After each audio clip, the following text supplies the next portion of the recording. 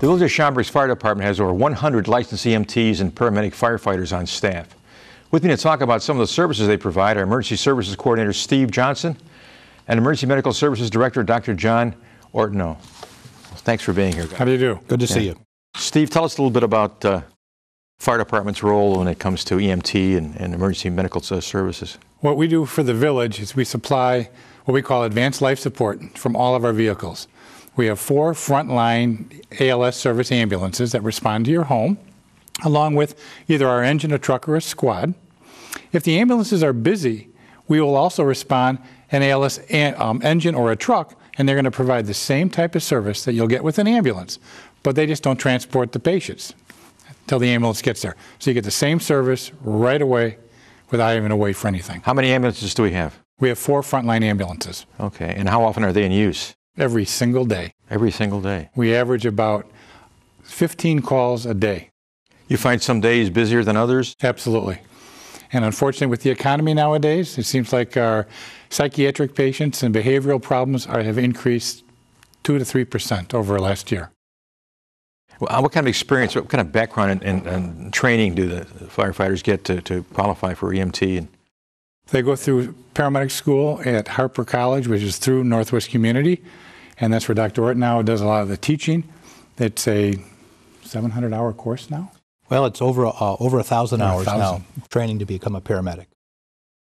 And that's mandatory, isn't it, as far as the village is concerned? Yes, when you get hired, you're hired as a firefighter paramedic. So you have to obtain your paramedic if you have not already gotten it when you arrive here. Is that normal? I mean, is that not normal? Is that a standard practice across the suburbs? No, we are one of the few that allow you to come in with just a college education, and we will train you from the firefighting aspect, EMT, and then paramedic training.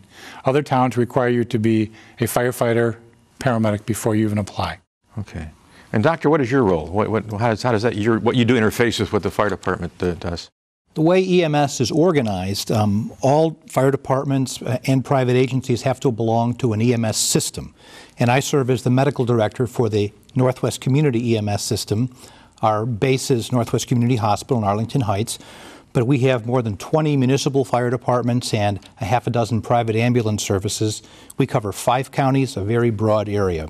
And my role as medical director is overseeing the quality of care that's provided, the education, and certain other administrative aspects of the system.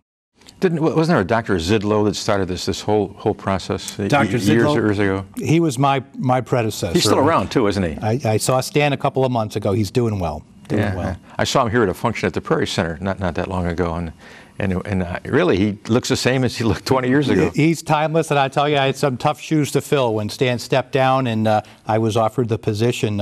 His name comes up often, and we think fondly of him. Now, is there a charge for EMS services for the village when they come out? I mean, and typically it's what the insurance covers. Is that correct? Most of the time, yes. We have 2 basic charges: a BLS charge, a basic life support for a transport, or an ALS, advanced life support, which to the billing company will bill you differently if you're a resident or a non-resident. Okay, so is there a difference in rates between residents and non-residents? Yes, there is. Okay, and what non-resident areas do we cover with our service? It's not non-residents, it's the people that might be driving through Schaumburg, have an auto accident. Okay, I got it. Or get sick at somebody else's house. Oh, sure. Yes. Or somebody coming home from work or going to work. Correct. All right. What percent of your calls are based upon on automobile accidents as opposed to health problems that folks have? Probably about 25% on an average. Because on certain days when it's beautiful like today, we still have lots of auto accidents. On days when you expect lots of auto accidents, rain, snow, sleet, sometimes it comes down. People are more careful, apparently. Huh? Probably. Yeah. So how long have you been with the village? 31 years. 31 years? Yep. Where did you come from? Chicago Fire Department. It seems to be kind of a pipeline from there to here, doesn't it? We have a history of that, yes. Yeah.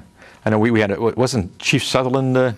Yes, he was. From Chicago. I know Abrahamson was. Chief Abrahamson was also. Yeah. So, and Ed Lacey, I don't think was. No, he was not. Okay. All right. And the current chief, Dave Schumann, of course. He came on with me. He came from Hoffman. Oh, he did? Yes, he did.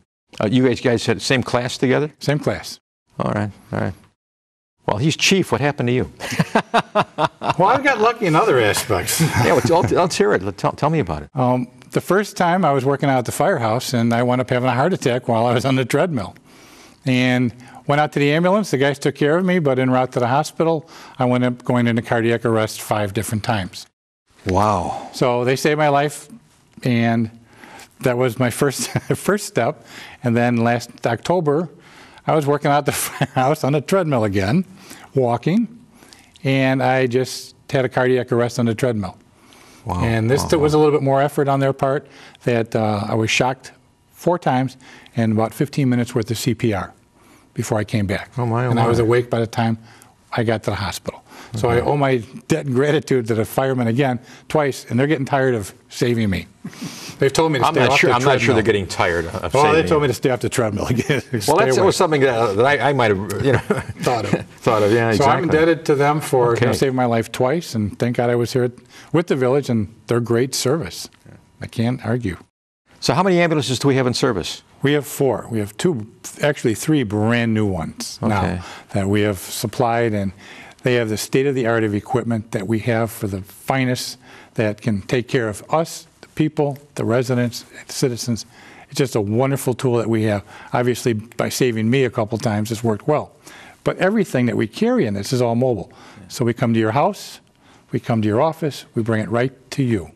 So it's pretty modern equipment that are there. I mean, well, we try to be very practical in the equipment that we provide. We want to have the guys in the street providing this care have the best equipment that we know will be effective outside of the hospital setting. So ambulances today, for example, will contain things that emergency departments didn't have 20 years ago. That's how sophisticated the care is in EMS today. And that's a change. 35, 40 years ago, it was the local undertakers who ran the ambulance service. They would pick you up in an old hearse and drive you to the hospital, and hopefully you survived your trip there, and they got their name out in front of you.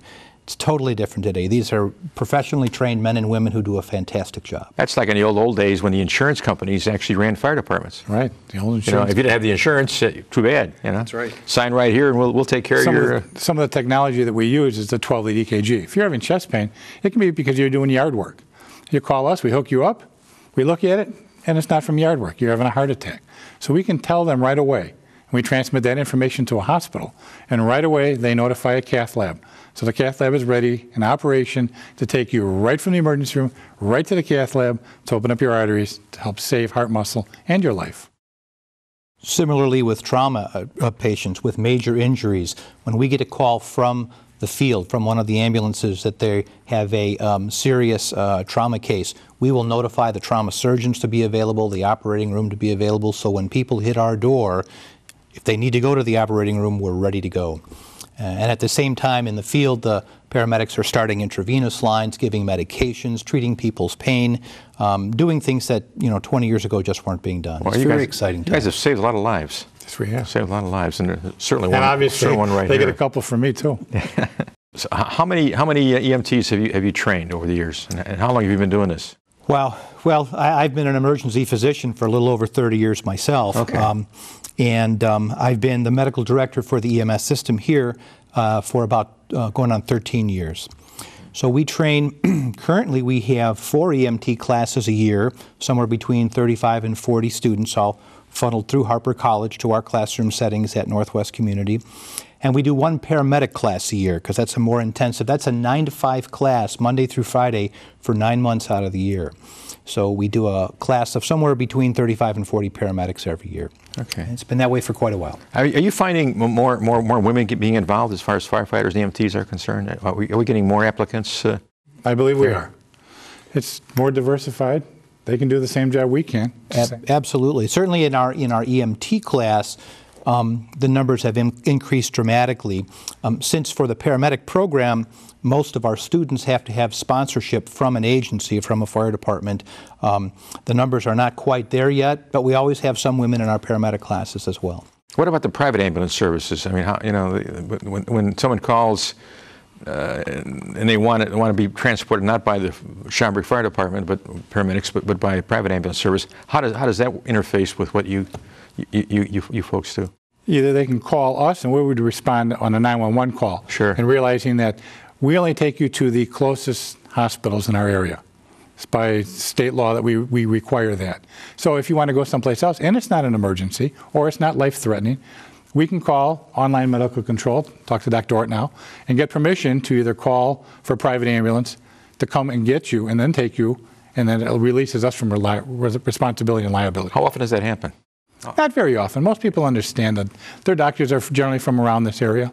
So if somebody has a medical emergency of some sort and they want to go to a hospital that's out of our service area, you would provide the phone number and call and make that arrangement, or would we wouldn't provide the phone number. We would just tell them that they are able to call for a private ambulance after we got online medical control to release them from our responsibility. Sure. That they were okay. Sure. And that we felt it was okay to let them go. Okay. All right.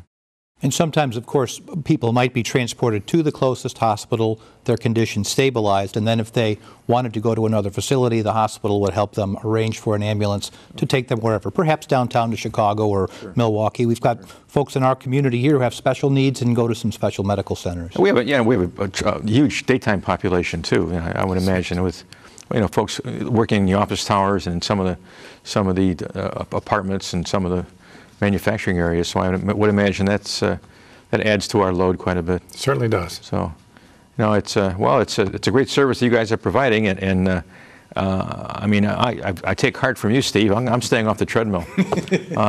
So exercise is good. But thanks for being here. Thank you. And thank you, Doctor. Nice to see you. So good to see you too. Schaumburg has over 1,500 pieces of medical equipment available for residents to use.